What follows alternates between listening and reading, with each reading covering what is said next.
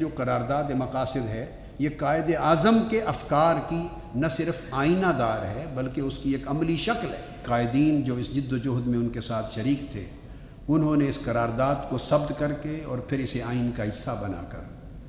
قائد اعظم کے افکار کو پاکستان کے تصور کی شکل میں ہمارے سامنے رکھ دیا۔ قائد اعظم کے افکار کا پاکستان کیا تھا؟ قائد اعظم ایک ایسا پاکستان چاہتے تھے، اس وقت حکومت برطانیہ سے کہتے ہیں میننگ دیئر بائی غلامانہ نہیں دوستانہ رشتہ چاہتے ہیں، اور پھر تو تعلقات خوشگوار رہ سکتے ہیں، اور وہ کہتے ہیں پھر مسلمانوں کو مسلمز کو کہ آپ ان پر اعتماد نہیں کر سکتے، آپ کو ہر صورت اپنی ہی طاقت پر اعتماد کرنا ہوگا۔ عالمی مسائل ہم کسی کے انفلوئنس اور کسی کے دباؤ میں نہیں بلکہ دیانت اور عدل اور انصاف کے اصولوں کے مطابق طے کریں گے، غیر ملکی امور میں نہ مداخلت کریں گے نہ مداخلت ہونے دیں گے۔ قائد اعظم واضح طور پر اسلامی فکر کے علمبردار تھے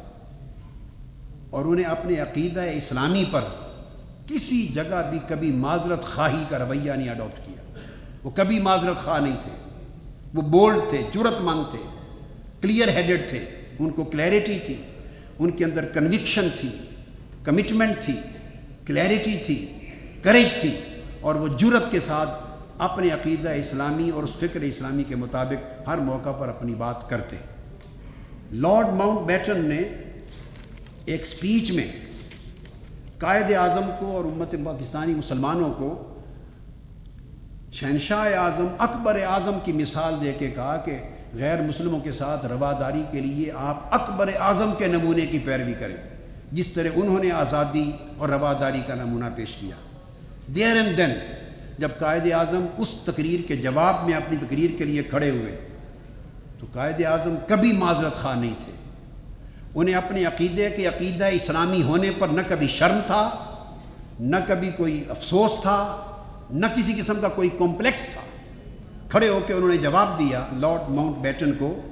کہ خیر سگالی اور رواداری جس کا اظہار اکبر اعظم نے غیر مسلموں کے لیے کیا وہ آج کی تاریخ نہیں ہے۔ قائد اعظم نے کہا اس کی ابتدا 15 صدیاں قبل ہمارے پیغمبر اسلام صلی اللہ علیہ وسلم کے عمل سے ہوئی تھی۔ انہوں نے یہودیوں اور مسیحیوں کو فتح پانے کے باوجود ان سے حسن سلوک کیا تھا،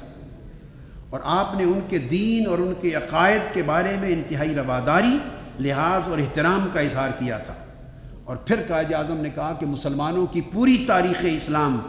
جہاں بھی انہوں نے حکومت قائم کی شرافت اور انسان دوستی کے انہی اصولوں سے بھری پڑی ہے،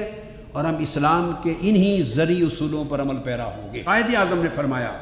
لہٰذا ہمارے لیے عوام کو خوشحال اور فارغ البال بنانے کے لیے قطعاً مغرب کے اقتصادی نظام کے نظری اور عملی طریقے کی پیروی کرنا ہمارے لیے بے سود اور بیکار ہوگا، اور وہ کہتے ہیں ہمیں چاہیے کہ ہم ایک نئی راہ عمل اختیار کریں اور دنیا کے سامنے ایک ایسا اقتصادی نظام پیش کریں جو انسانی اخوت اور سماجی انصاف کے صحیح اسلامی نظریات پر قائم ہے، اور اس طرح ہم اپنی وہ ذمہ داری ادا کر دیں جو مسلمان ہونے کی حیثیت سے ہمارے اوپر عائد ہوتی ہے، اور عالم انسانی کو امن کا وہ تنہا پیغام جو اسلام نے دیا ہے وہ دیں، اور یہ واضح کر دیں کہ انسانیت کو تباہی سے صرف اسلام کا پیغام امن بچا سکتا ہے۔ قائد اعظم اپنے اراکین کونسل ممبرز کو خطاب کرتے ہیں، فرماتے ہیں میں چاہتا ہوں کہ ہر ممبر آزادانہ طور پر اپنی رائے کا اظہار کرے اور اس سلسلے میں خود کو کسی پابندی میں جکڑا ہوا نہ سمجھے۔ پھر قائد اعظم ایک پوری گلوبل کمیٹی آف نیشنز میں،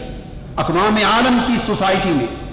مل جل کے باعزت برابری کے ساتھ باعزت زندگی بسر کرنے اور باہمی انٹریکشن کے اصول وضع کرنے کے لیے ایک بات کہتے ہیں، ہم عالمی امن کے قیام میں دوستانہ حیثیت سے مکمل تعاون کریں گے، مگر ہماری صرف ایک شرط ہے اور ایک ہی خواہش ہے، وہ یہ کہ ہم عزت سے جینا چاہتے ہیں اور دوسروں کو بھی عزت کے ساتھ جینے کا حق دینا چاہتے ہیں۔